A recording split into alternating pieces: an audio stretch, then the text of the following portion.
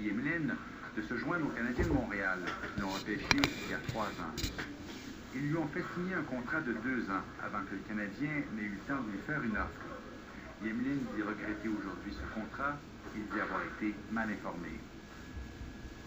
Ну, в принципе, я не думал, что мне предложат контракт в Монреале. Как бы я долгое время ждал, в принципе, весь отпуск. И до последнего, только в самом конце отпуска я уже подписал с Акбарсом, и недели через 2 мне предложили контракт с Монреалем.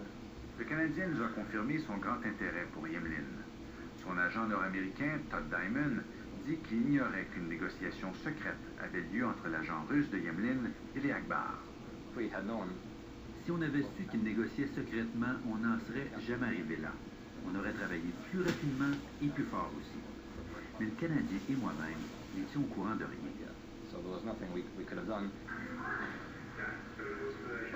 La Ligue nationale accuse les équipes russes de lui mettre des bâtons dans les roues pour garder leurs joueurs le plus longtemps possible, comme c'est arrivé avec Yemelin. Todd Diamond va plus loin. Il est convaincu que l'agent russe et les Akbar étaient de connivence. Je ne serais pas étonné que l'agent russe ait reçu une commission pour leur avoir donné Yemelin. Il y a peut-être autre chose aussi. En fait, je n'ai aucune preuve de tout ça, mais je n'ai pas commencé dans ce milieu-là hier et je sais comment ça fonctionne. Pour garder Yemelin, les dirigeants des Akbar lui ont consenti un salaire plus élevé que ce que le Canadien lui aurait offert, en plus d'un appartement et d'une voiture fournie gratuitement. Comment vous avez réussi à garder Yemelin?